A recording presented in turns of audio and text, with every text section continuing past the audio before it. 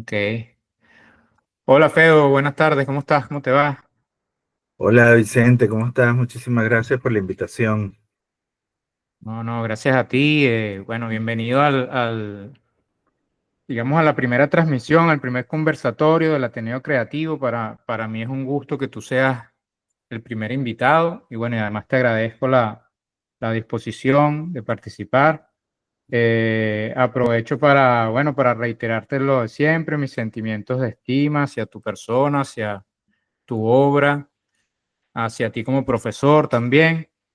Y bueno, te comentaba fuera del video que todo tu currículum lo voy a colocar aquí al pie del video, Vale, pero gracias. es importante que la gente sepa pues que tú eres un escritor nacido en Venezuela, que está radicado en México, que ha sido publicado tanto en narrativa como en poesía, y que ha sido reconocido con numerosos premios y por numerosas editoriales importantes. Además de eso, fuiste reconocido con una participación en Iowa Así es. para... eso era una maestría, ¿no? En No, eso es un programa de escritura. Es un programa de el, escritura que es reconocido internacionalmente. sí, Y bueno, además quería decir algo que casi nunca dicen, que es que además ilustras, que eres ilustrador. Tus sí, así es. ilustraciones no solamente han sido adquiridas por personas, bueno, que les gusta la ilustración, sino que además han ilustrado cuentos, han ilustrado obras. Y todo esto se pueden contactar contigo. Me gusta empezar por allí, no dejarlo al final.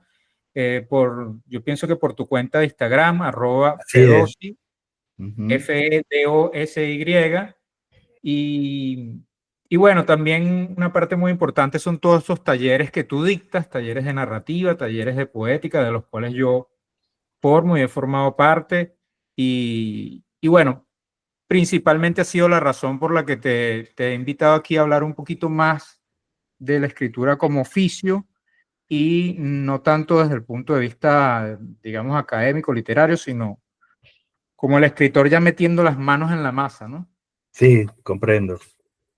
Entonces, bueno, quería arrancar preguntándote cómo ves tú, cómo entiendes que una obra, eh, digamos, cierra, que es una obra buena, com- a la hora de escribir una obra, cómo la estructuras, ese tipo de cosas, cómo las ves tú en el día a día como escritor.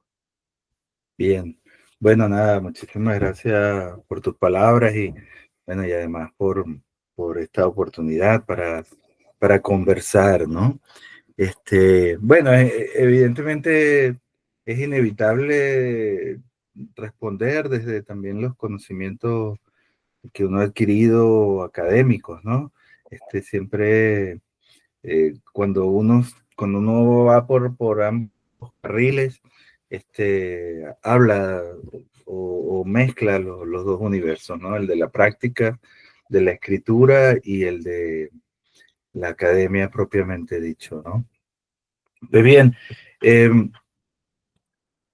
no, creo que las personas no somos personajes planos justamente y nuestras ideas sobre la escritura van evolucionando, van cambiando a lo largo del tiempo. Y pues bien, si yo me pongo a pensar en, no sé, en mi primera publicación alrededor del año 2000, por allí, ya han pasado unos 26 años desde que estoy publicando, ¿no? Para no decir escribiendo, porque escribiendo mucho, mucho antes, ¿no? Evidentemente en los años 80 y 90 andaba más, bueno, en los 80 era apenas un muchacho, pues, de 10 años, y en los 90 pues andaba en la universidad y andaba pendiente ni siquiera tanto de los estudios, sino de otras cosas, ¿no? Un muchacho de Puerto Cabello que se fue a vivir a Caracas y vivía solo, pues te imaginarás que andaba haciendo otras cosas aparte de estudiar, ¿no? Y a veces podía más las otras cosas que los estudios. Pero claro, ya digamos que en los 90 ya había empezado a escribir, ¿no? Y desde mucho antes de los 90.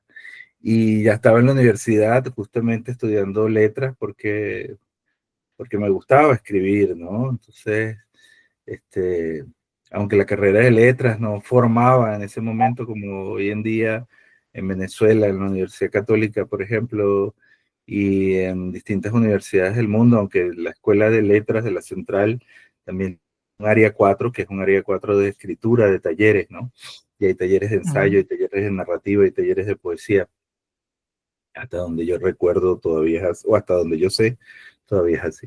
Pero bueno, en esos años, evidentemente, la concepción de la escritura era una, luego, evidentemente, cuando empecé a publicar, la comprensión de cómo enfrentar a la escritura o, o entender la escritura también era otra, y ya 25 años después es otra, ¿no?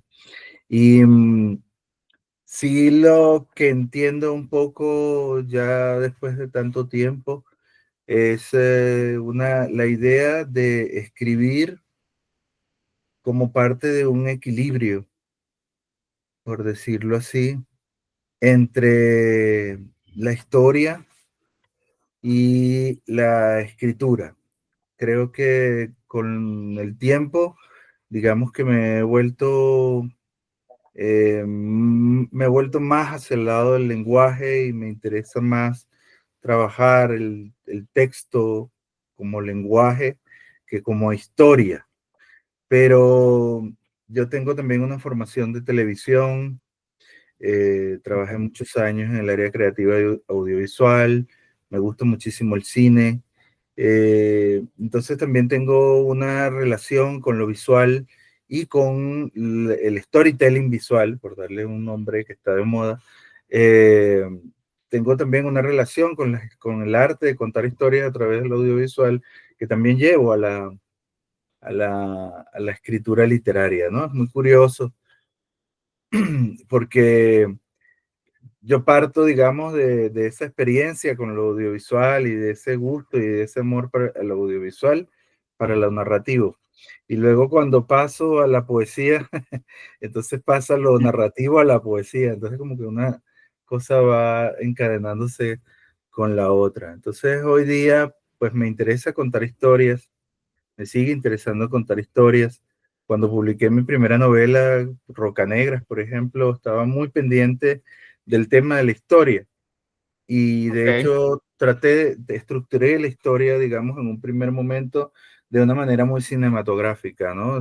Bueno, voy a contarlo como si fuera el viaje del héroe, acto uno, acto Mm. 2 y acto 3 y todas las partes del viaje del héroe, ¿no? Bueno, ¿cuál es el mentor? No sé qué, yo me tenía todo, digamos, ese caletre académico también, ¿no? Y guionístico, porque sobre todo esta estructura del viaje del héroe parte del guión, ¿no? Se puso muy de moda a través de Christopher Vogler y las películas de Hollywood y tal. Entonces, con el tiempo, y pues bien, así surgió Rocanegras, ¿no? Surgió, evidentemente, mientras iba escribiendo, y entonces eso es lo que yo siempre les explico a mis alumnos, hablo con mis alumnos, que, bueno, en la medida que también que estás enfrentando el texto, tú tienes una planificación, en el caso Ajá. mío tengo una planificación de la estructura, en algunos casos, no en todos, va también a depender de cómo enfrente cada libro, ¿no? Eh, Ujú. entonces tengo una Que ayer lo estructura, estabas, y perdón que te interrumpa, que ayer lo estabas hablando en clase estábamos hablando, justamente sí, del escritor implícito, fue que dijiste, no me del acuerdo. autor implícito, sí, El sí, autor sí, implícito. el autor implícito. Entonces, tú vas con esa estructura, empiezas a escribir y pues evidentemente si vas escribiendo bien, creo yo, empiezan a surgir otras cosas que quieren o que piden modificar esa estructura, ¿no? Entonces lo que yo siempre digo un poco egocéntricamente cuando doy la explicación en clase, los dos Fedosis, ¿no? Que son como el Fedosi Diablito y el Fedosi Angelito, por buscar esa imagen famosa que hemos visto en las comiquitas.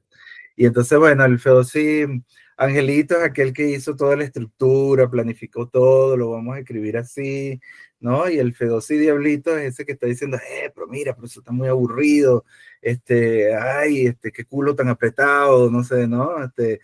No estés con esa nariz tan respingada, vamos a soltarnos un poco, ¿no? Como el cuento del famoso Déjame gorila, ¿no? Entonces, ese otro Fedosi le está hablando o habla más, digamos, a través de los dedos, ¿no? A través del teclado, a través de esa conexión de los dedos con el teclado y que se conecta con otra parte que, bueno, como quieran llamarla, inconsciente, subconsciente, como sea, ¿no? Y el Fedosi organizado, ese angelito, pues está tratando de seguir la estructura y ahí hay un conflicto, un intercambio entre ambos y lo que hay que creo que aprender a lo largo de la carrera de uno como escritor es a lograr un equilibrio, bueno, en el mío, en mi caso, a crear un equilibrio entre esos dos, entre la historia y el Ujú. lenguaje, ¿no? En este caso, ese diablito también tiene que ver con el tema de un lenguaje más suelto, más poético. Siempre me ha interesado justamente la poesía por eso, porque siento que la narrativa a veces es un muro muy pesado, hecho de ladrillos muy apretados, y cuando llega la poesía es en ese sentido podríamos decir que la poesía sí es un arma, y sí tiene una utilidad, y la utilidad en este caso, por respecto a lo narrativo de la poesía, es la de aflojar ese muro, hacerlo más liviano, ¿no? Agarrar esa materia pesada del ladrillo y hacerla más leve y así ese muro no se hace tan pesado y hasta podría flotar, ¿no? Entonces, eso no sé si responde para no extenderlo tanto, no sé si responde a la pregunta. Sí, sí, sí. O sea, lo que entiendo es que sí, hay una parte que, bueno, que sí estructura y hay otra parte que se entrega Sí, más a lo intuitivo, pero que eso ha variado en el tiempo dependiendo también de la obra. y Ahora, ¿sabes dependiendo de qué? la obra, porque por ejemplo, yo tengo Los Escafandristas, por ejemplo, esa obra se escribió prácticamente sola y surgió mientras yo estaba escribiendo otra obra que también se estaba escribiendo sola, muy paradójico, pero que necesitaba mucha estructura de fondo. Entonces yo creé una estructura, pero fui muy libre dentro de esa estructura que es En Sueños Matarás. Entonces, Los Escafandristas era una novela breve dentro de En Sueños Matarás y ya Los Escafandristas es una novela de 90 páginas, entonces iba a salir una cosa gigantesca y dije, bueno, no lo voy a desaprovechar, lo voy a sacar de ahí, lo voy a poner como una novela aparte. Pero yo trato de recordar cómo escribí Los Escafandristas y no puedo determinarlo claramente, ¿no? En cambio, Roca Negra sí sé cómo la escribí claramente, ¿no? O cómo los nombres la escribí claramente. El dedo de David Lynch también surgió de un estado un poco más libre y desordenado.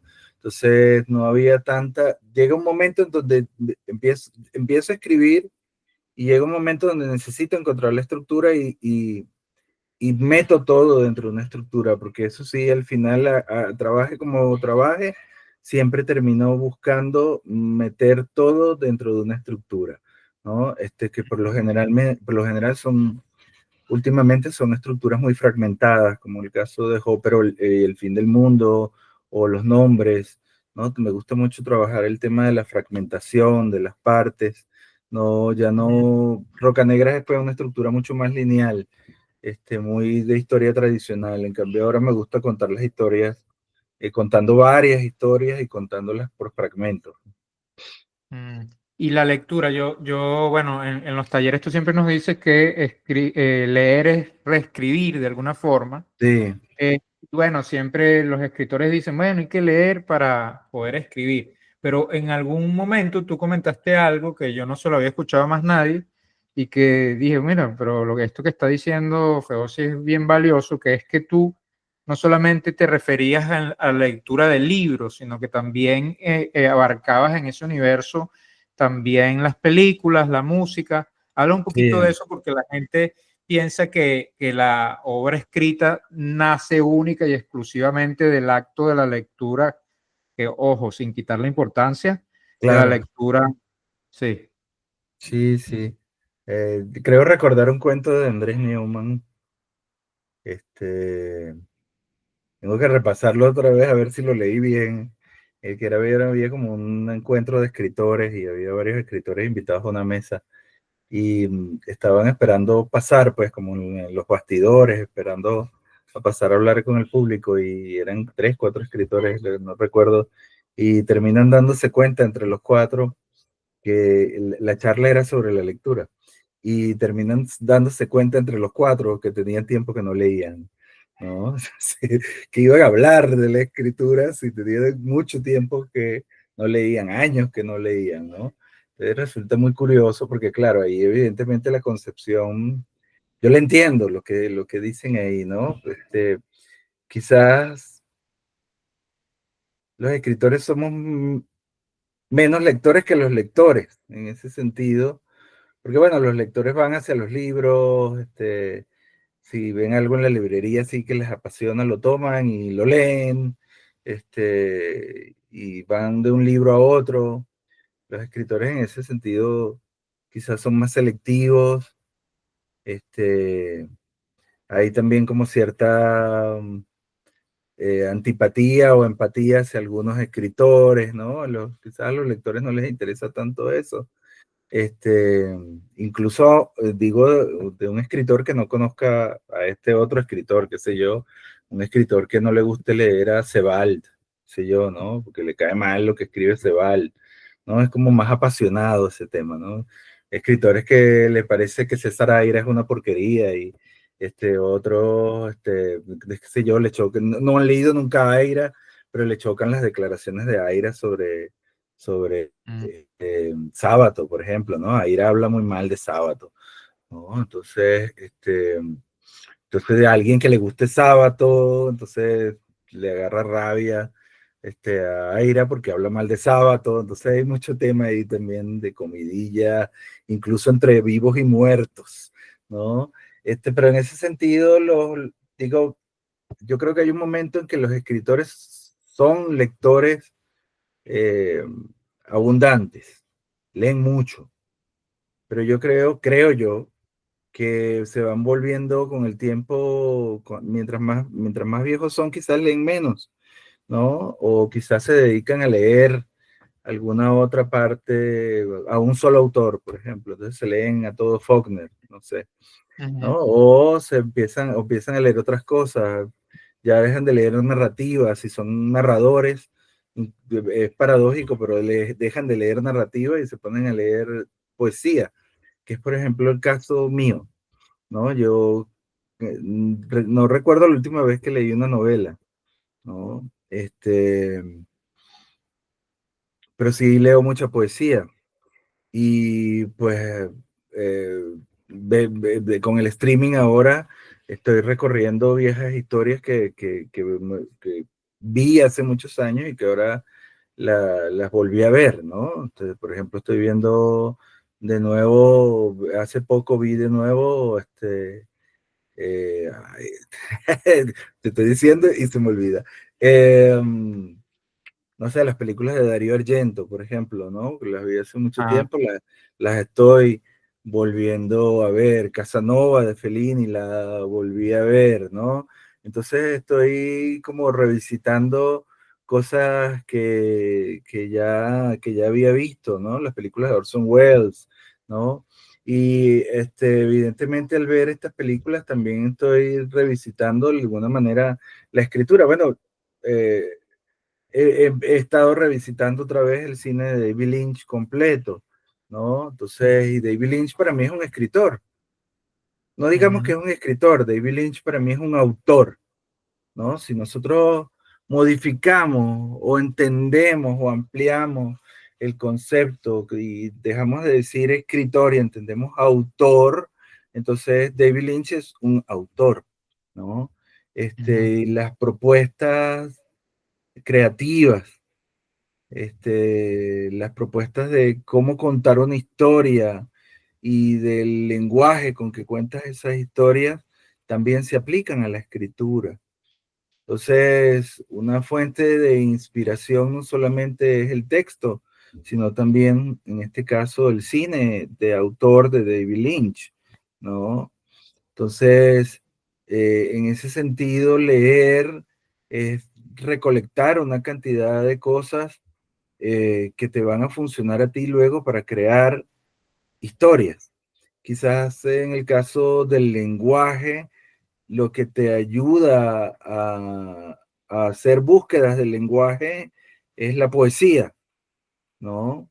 O determinados autores, por ejemplo, Faulkner.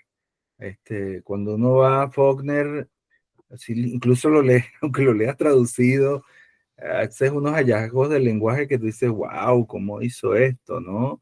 ¿Cómo hizo desde el lenguaje esto? Y cuando lo vas al inglés y lo ves en inglés, te sorprendes de los hallazgos del lenguaje, de las maneras como Faulkner resolvió contar algo.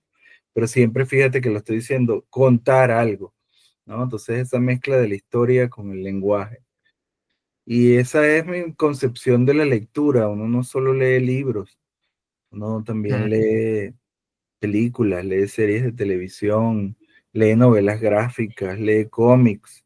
ujú. Yo últimamente he estado asombrado y muy pendiente de lo que están haciendo los japoneses que realizaron Dragon Ball, Demon Slayer, ¿no? Ujú, sí, Y estoy viendo porque bueno, cuando yo veo lo que están haciendo con Demon Slayer, yo digo, yo quiero escribir así, ¿no? Fíjate, no, ni siquiera digo yo quiero contar una historia así, sino que yo quiero escribir así. Entonces, yo no encuentro diferencia entre esos ujú, mundos, ¿no? Y para mí hay búsquedas más interesantes en autores como Junji Ito o David Lynch o incluso el equipo que hace Demon Slayer, que en cualquier novela que me pueda leer ahorita, y me disculpan los escritores, los compañeros escritores. mira, y la inspiración de dónde bueno, obviamente todo eso te generará un material increíble para ir nutriendo todo el mundo interior y bueno, eso va formando parte de tu experiencia, ¿no? Sí, Pero todo lo que es digamos, la inspiración a la hora de escribir, ¿por qué un tema y no otro? ¿Por qué ese tema en un determinado género y no otro? ¿Qué te lleva a tomar esas decisiones? ¿O simplemente es un acto, digamos, intuitivo que tú sientes que debes escribirlo así? Eh, es un poco de todo. Eh, también llevar la contraria siempre es importante. Eh, entonces, ahora, y bueno, eso puede jugar en tu contra, evidentemente, pero y una vez más voy a decir algo horrible, que algunos cuantos por ahí después verán la entrevista y dirán, este Fosita loco, qué pobre pendejo, ¿no? Pero por ejemplo, el tema de la migración. Ahora todo el mundo quiere escribir sobre lo que está sufriendo, lo que sufrió en Venezuela o lo que pasó en Venezuela. Claro, ¿no? Evidentemente es una persona preocupada por su país, claro que sí, cómo no. Pero ya están ese tema de la etiquetica que te empiezan a poner. Entonces, si el libro, o el cuento o el poema no habla sobre lo que tú has padecido en Venezuela, ¿no? Entonces, no sirve, ¿no? O, bueno, ese es por el lado venezolano, ya un poco más de manera latinoamericana o incluso internacional o mundial. Entonces, si el poema no habla del cuerpo o si el poema no habla de la nueva masculinidad, ¿no? Entonces, a nadie le interesa. Entonces, a mí como que me interesa escribir literatura que a nadie le interesa, ¿no? Entonces, mis búsquedas creativas van por ese lado y por lo tanto mi inspiración también va por ese lado. Yo ya escribí varias novelas donde aparece Venezuela y me harté, dije ya, o sea, ¿qué más voy a decir? Y además me suena falso Y además ver a todo el mundo brincando, todos como corderitos detrás ahora la moda es la inmigración venezolana en otros países. Entonces eso me cansa tanto, me aburre tanto. Y todos tratando de escribir el libro que se convierte en un bestseller porque presenta la situación de Venezuela. Yo vivo acá en México y en Culiacán pasan Mm, cosas espantosas, mm, espantosas pasan en Culiacán. Hay un cártel que es la de los Chapitos, que le dicen los Chapizas. ujú, Y cuando hay algún enfrentamiento entre ellos y los del otro cártel, agarran a un chapito o a un chapiza, le cortan la cabeza y ponen la cabeza al lado de una pizza, chapiza, ¿no? Y lo dejan mm, ahí en medio de la calle para que todo el mundo lo vea. Eso es un espanto, ¿no? Lo que pasa con los secuestros de los chavos acá, que muy jóvenes se van a buscar trabajos y los secuestran y los meten en escuelas de entrenamiento del narcotráfico y, y, y si no funcionan los matan y hay fosas que han descubierto de 100 carajos que los mm, mataron porque no dieron para ser sicarios, o la relación del gobierno con el narcotráfico, o esa gente que apenas acaba de descubrir que pagaban cremaciones para sus familiares y no los sí. cremaban, sino que abrían una fosa y tiraban a los muertos ahí.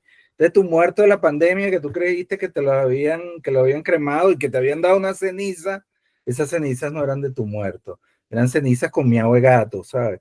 Entonces, estamos, yo entiendo, sí, entiendo que puede ser distinto, yo lo entiendo, pero esta gente, por ejemplo, está preocupada de otra vaina, ¿no? Ujú, claro. Como para venirse preocupada de lo que está pasando en Venezuela, ¿no?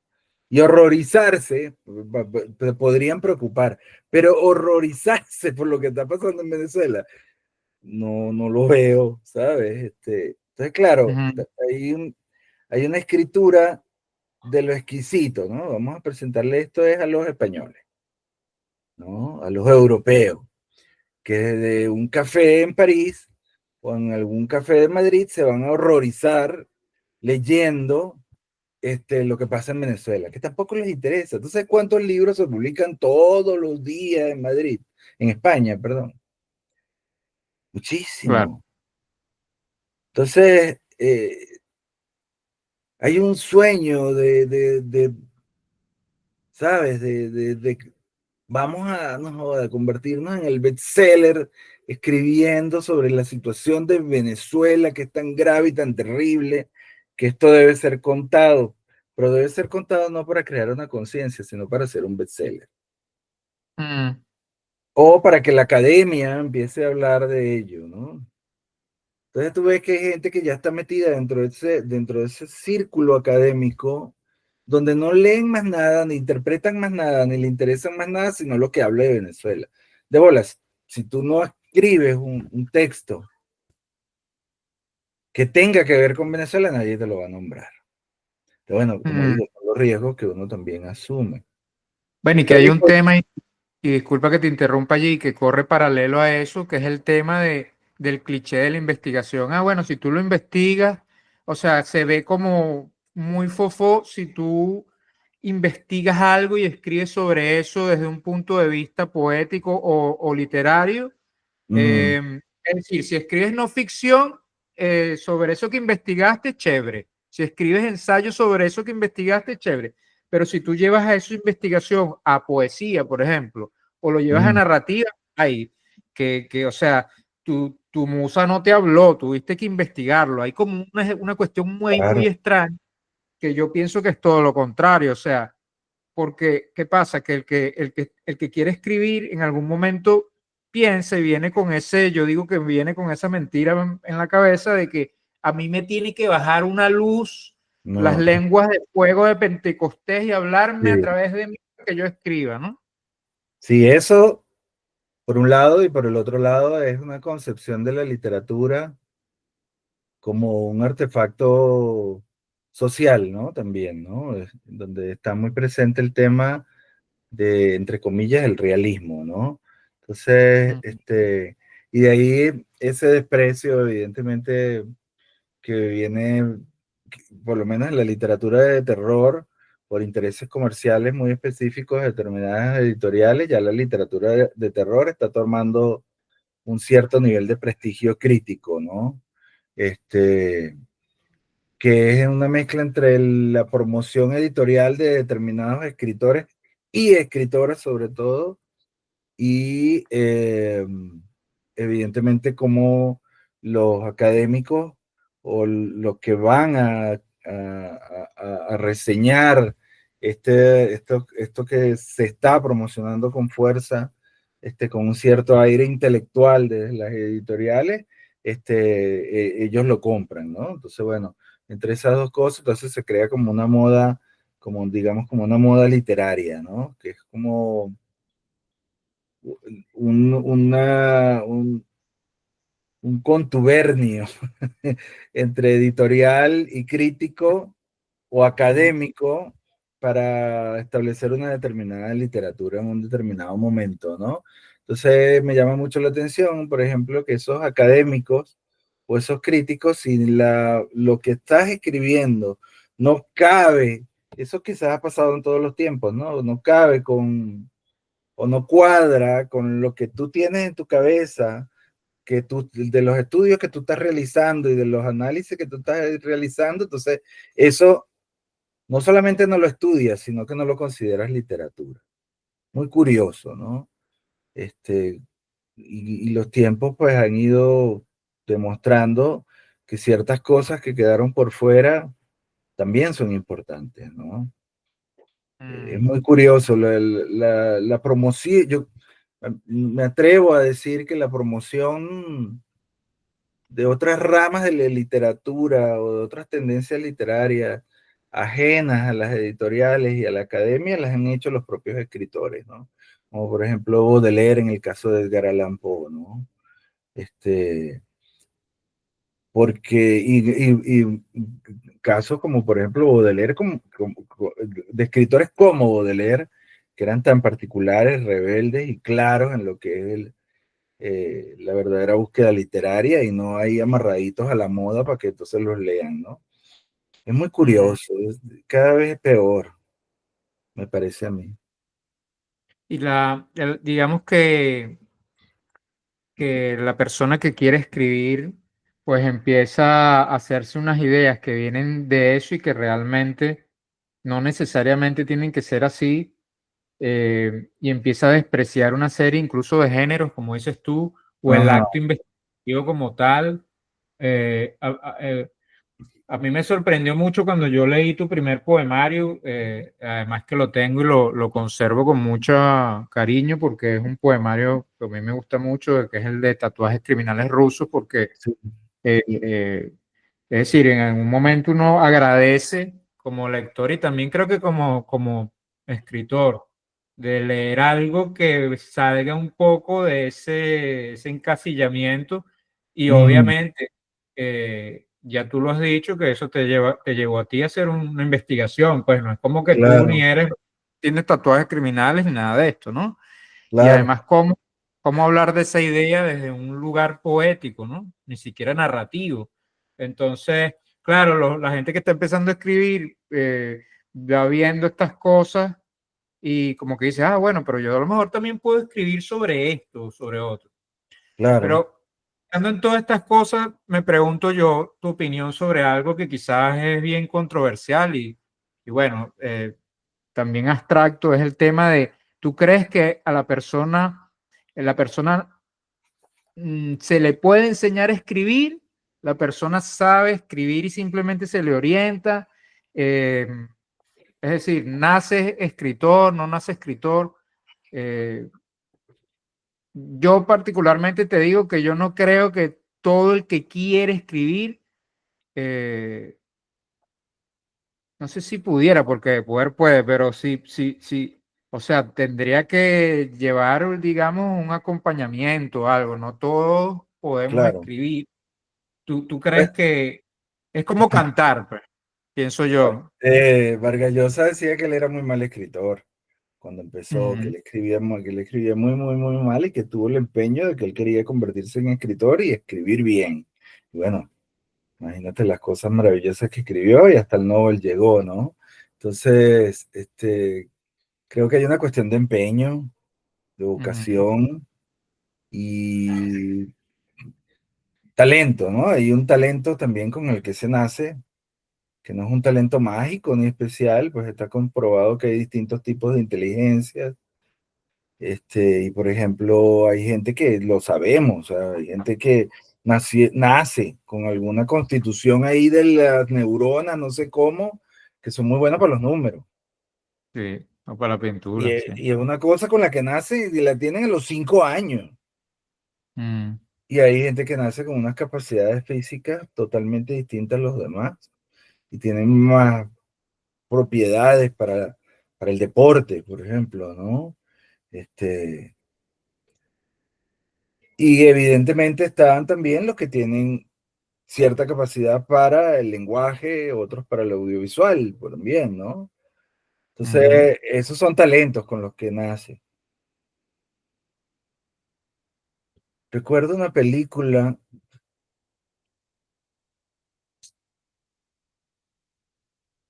no, disculpa que no recuerde el título, que había un joven estudiante de cine, me parece que era, o de fotografía, about a boy, sobre un niño, sobre un chico, creo que era, habría que buscar, perdón que use el celular, About a Boy. Creo que es esa, About a Boy, no, tampoco. Después hacemos otro podcast donde Buscamos sobre la donde película. aclaramos, este podcast es para aclarar todas las dudas que nos vinieron a la cabeza. Donde hay un escritor, este chico que es fotógrafo, y él es muy talentoso, muy, muy, muy talentoso. Y entonces él creía que porque él era talentoso, él estaba por encima de sus compañeros. Ujú, Y el profesor un día se acerca y le dice, tú no quieres ir a trabajar para allá, tú no quieres ir a trabajar con el resto de tus compañeros, hacer lo que ellos hacen, porque tú crees que tienes mucho talento, ¿no? Y él mm, le dice, eh, con talento no se hace nada, hay que seguir trabajando. Porque te voy a decir algo, todos esos que están allá puede que no sean tan buenos como tú y puede que muchos de ellos sean mediocres, muy malos, pero todos esos están trabajando con mucho entusiasmo, mucho empeño para obtener lugares que tú estás dejando vacíos en la sociedad, ¿no? mm, Entonces, anda a trabajar, porque el talento no te garantiza nada, ¿no? mm, Y eso es muy cierto, pues, ¿no? Tú puedes haber nacido con un talento para escribir. Hay gente que no ha tomado talleres nunca, ¿no? Escritores que nunca tomaron talleres. Y ahí, evidentemente, hay un cierto prejuicio en algunos lados y en algunos autores de que, esos talleres, ¿para qué? Yo no tuve que tomar ningún taller para escribir, bueno, pero ahí hay un silogismo raro, pues, ¿no? Si yo no tuve que tomar talleres para escribir, entonces los demás no tienen que tomar talleres para escribir y por lo tanto los están estafando, no, no me parece, ¿no? Porque en el fondo no es como dices tú un rayo que le cae ujú, encima a alguien, o sea, uno llega a publicar novelas y a tener ciertos reconocimientos porque uno, y disculpen la palabra, le ha echado bola, ¿no? exacto. Ha trabajado, ha escrito y ha leído, porque la teoría también es importante. Bueno, vamos a leer teoría sobre narrador, vamos, a lo mejor tú intuitivamente, con tu talento con el que naciste, ya lo haces, ¿no? Pero cuando vas hacia los estudios académicos y estudias narratología, estudias semiótica, entiendes un poco sobre estructuras narrativas y tal, eso también te ayuda, ¿no? Eso también te ayuda. Y te ayuda mucho y te ayuda incluso a romper las propias reglas que ya tú conoces, ¿no? ¿Con qué reglas sabes tú que vas a romper si no conoces cuáles son las reglas, ¿no? Entonces, yo sí creo que hay personas que tienen más talento que otros y que nunca necesitarán un taller de narrativa y publicarán libros y ganarán premios sin haber tomado un taller de narrativa. Pero también siento que hay personas que tienen un potencial y tienen empeño y pueden llegar a ser buenos escritores. Y además, vamos a estar claros, todo el mundo tiene derecho a aprender eso. O sea, no, ¿por qué no lo puedes aprender? Es absurdo. O sea, estás siendo un dictador y estás convirtiéndote en un pequeño monstruo de la escritura que dice que nadie debe aprender a escribir, sino que lo único que puedes escribir eres tú. O sea, ¿qué es eso? Mm, O sea, eso suena tan dictatorial y tan tiránico que da miedo, ¿no? Da miedo. Entonces, evidentemente todas las personas que toman talleres, no todos van a publicar, no todos, pero hay gente que lo hace porque le gusta, ¿no?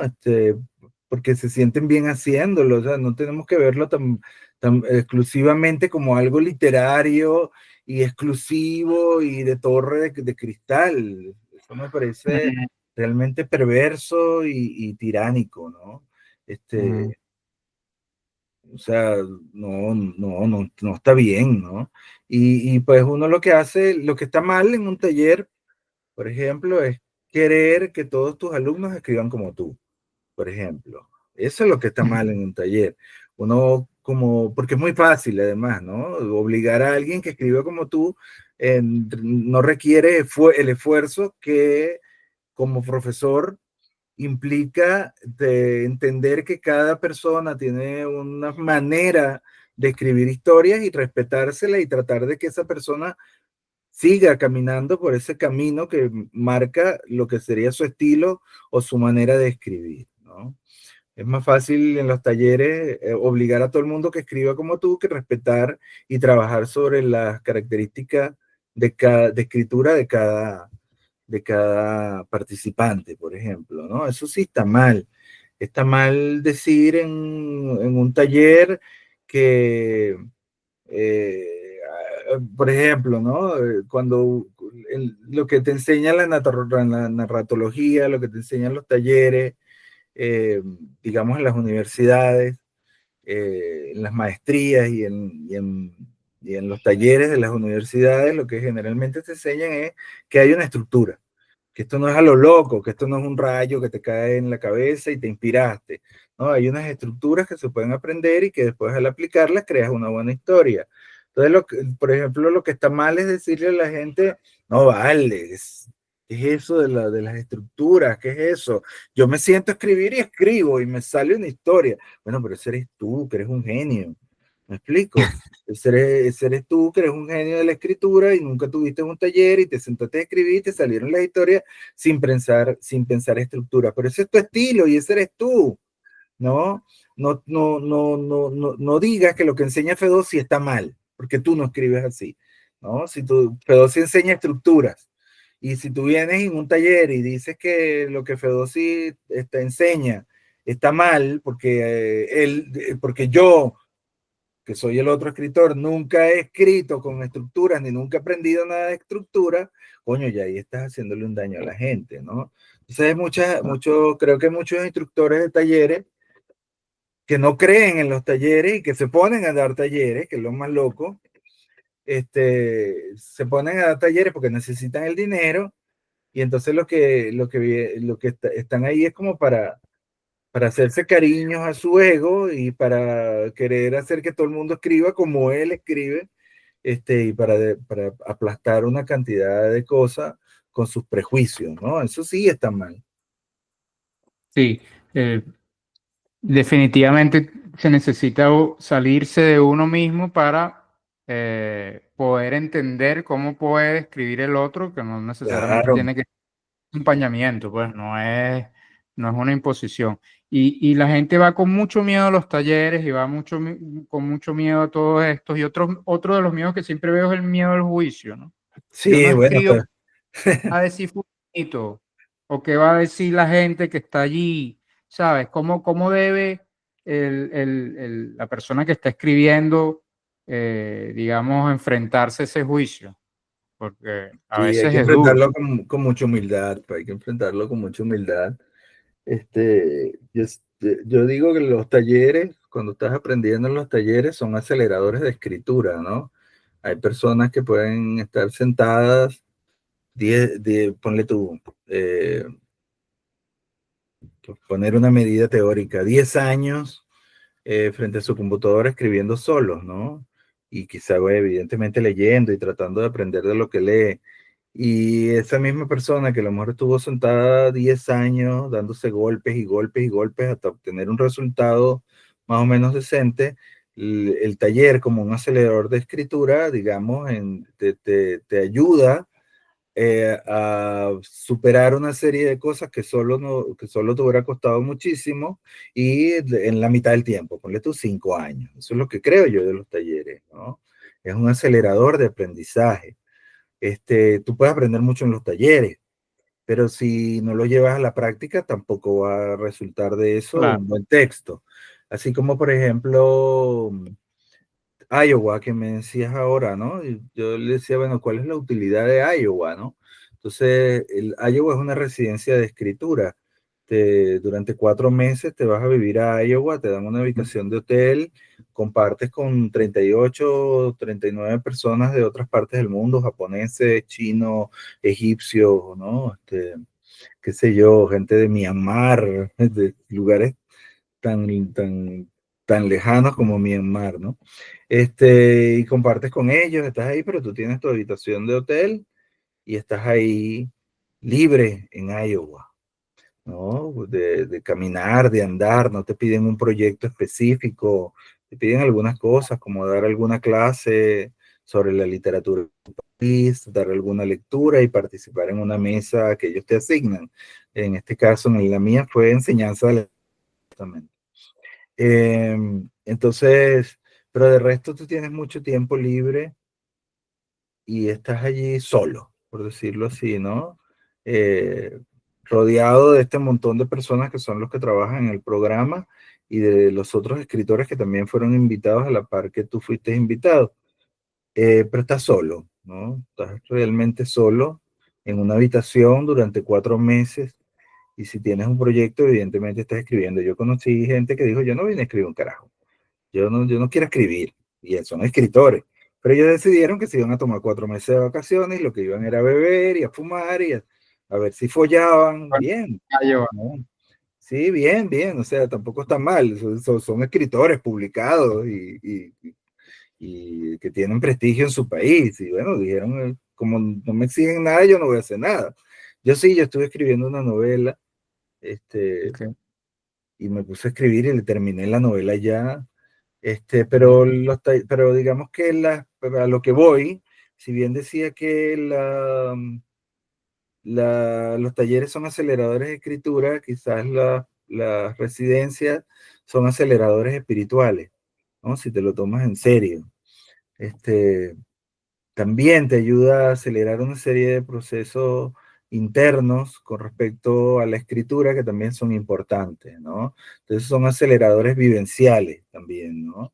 Entonces, si realmente lo asumes como algo espiritual, ¿no? Si no, pues lo asumes como que tuviste tremenda rumba, que tuviste ahí y fino, a lo mejor también te va a ayudar eso para la escritura en algún momento, ¿no? Bueno, mira, ya para terminar, para no hacerlo tan largo y quizás programamos para otra oportunidad. Sí. eh, ¿Tú crees que el escritor a la hora de sentarse a escribir su trabajo, su obra, debe pensar en los resultados que va a conseguir en esa obra? ¿O simplemente se deja llevar y después veremos qué va a pasar con eso?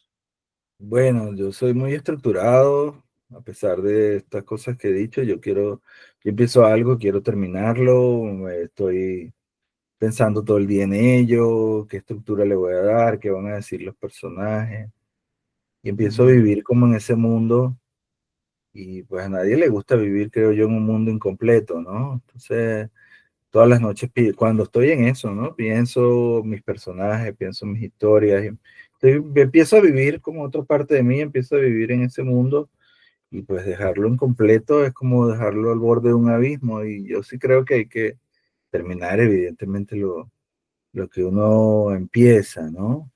Es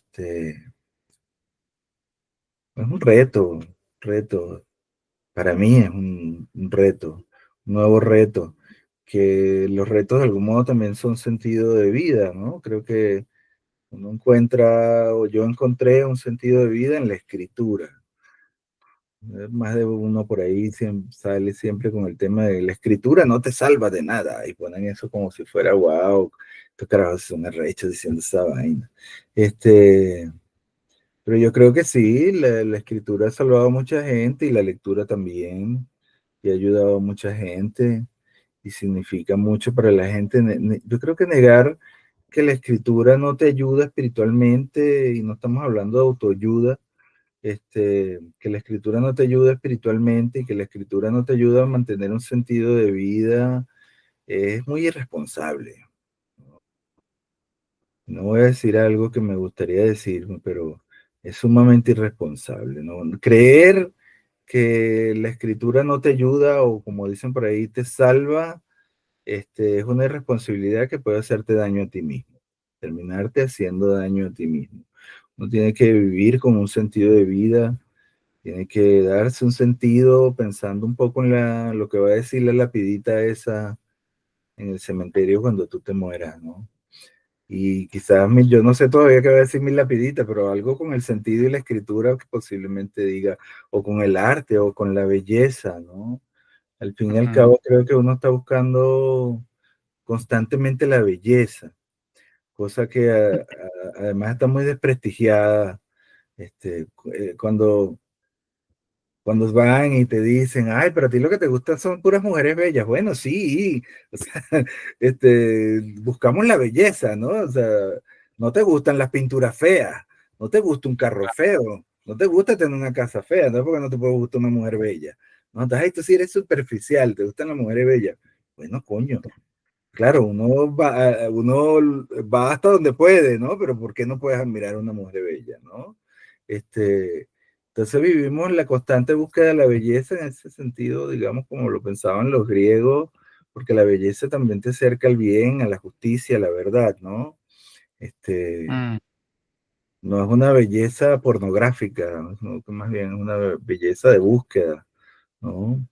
Entonces, no sé, hay que tratar de vivir con un poquito de sentido, hay que tratar de vivir con sentido en la vida, hay que tratar de vivir con un poco de elegancia en la vida, porque la elegancia también forma parte de esa búsqueda de la verdad. Y eso ya, ni sé ya lo que estaba Sí, no, diciendo. pero hay mucha gente que he escuchado gente que le dice a uno, bueno, no voy a escribir eso, y bueno, tú uno también lo ha pensado en algún momento. ¿Para qué me voy a dar tanta mala vida con esto si esto nunca voy a publicar un libro o esto va a quedar siempre en lo amateur porque yo no soy un gran escritor? El otro día escuché a alguien que me sacó un poco la piedra porque me dice, no, me sentí, estaba en una reunión de poetas y entonces cada quien dijo lo que había hecho. Y fíjate que esa persona me sentí mal porque yo no dediqué toda mi vida a esto y los demás tienen, digamos, unos estudios en esto y yo no. Y a pesar de que si me preguntas a mí, los poemas de esta persona estaban tan bien o mejor que incluso que el que había estudiado mucho, Claro, ¿no? O por me claro, gustaron, pero la gente como que tiene siempre esa visión práctica de, bueno, yo quiero hacer esto, pero ¿para qué voy a hacer esto, no? Mejor me voy y no sé, hago algo más tangible, hago una torta, ¿no? claro, Entonces, me pongo a invertir en la bolsa o en criptomonedas, cosa que no está mal. A mí me encantaría saber invertir en criptomonedas para, no sé, hacer todos los días $1000 y despreocuparme hasta de escribir, no joda. claro, pero bueno, pero fíjate que en esa búsqueda de la belleza y de la elegancia, eh, también uno piensa a veces, bueno, yo quisiera que esto llegara a algún lado, ¿no? Claro, no, Y por supuesto. más allá de terminarlo.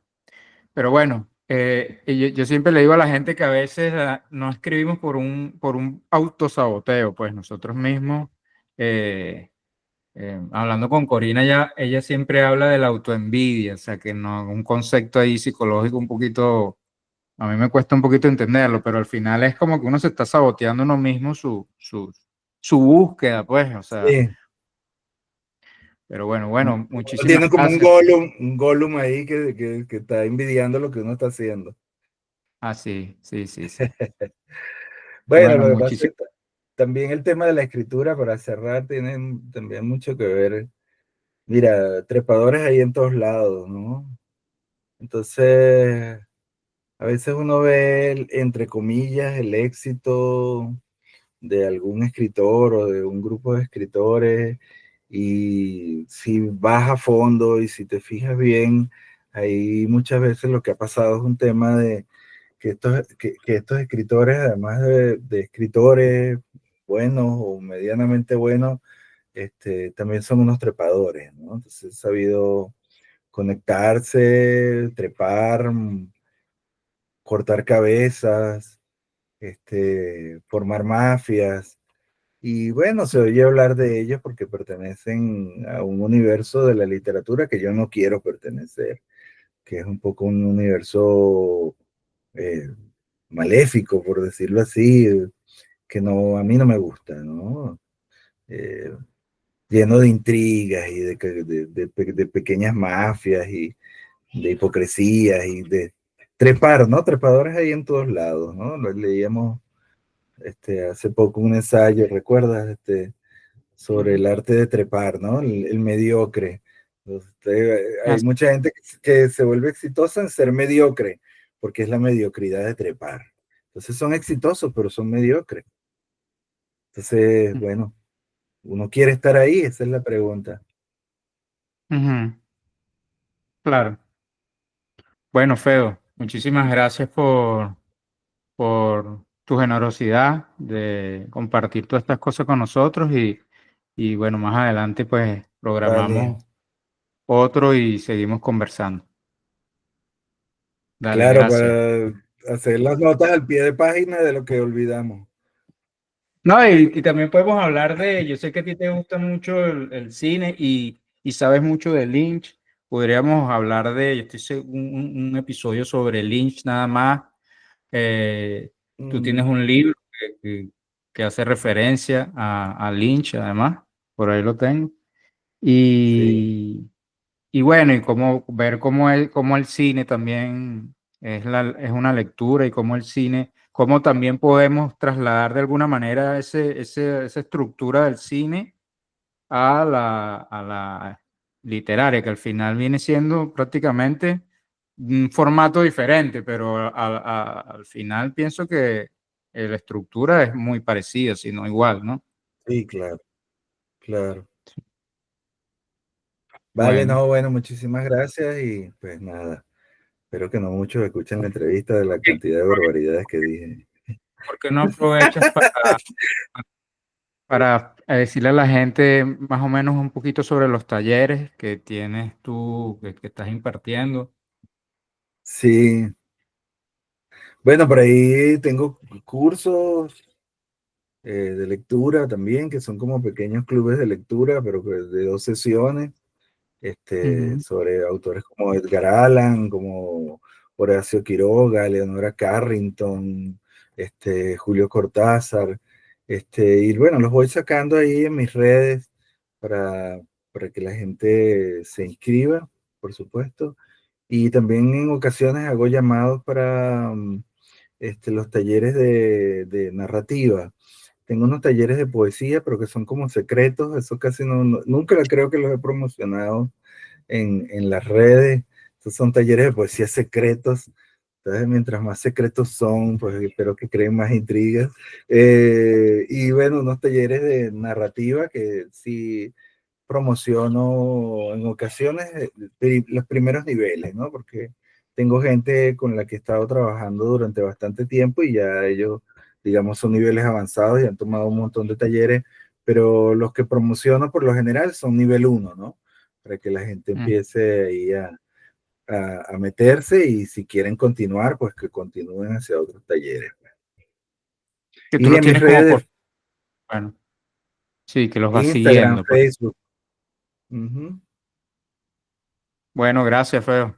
Entonces, Vale, nada, yo esa información al pie también de página y monto esto en la página del Ateneo Creativo. Un abrazo vale, y pues sí, muchísimas gracias. gracias. Gracias a todos, bye.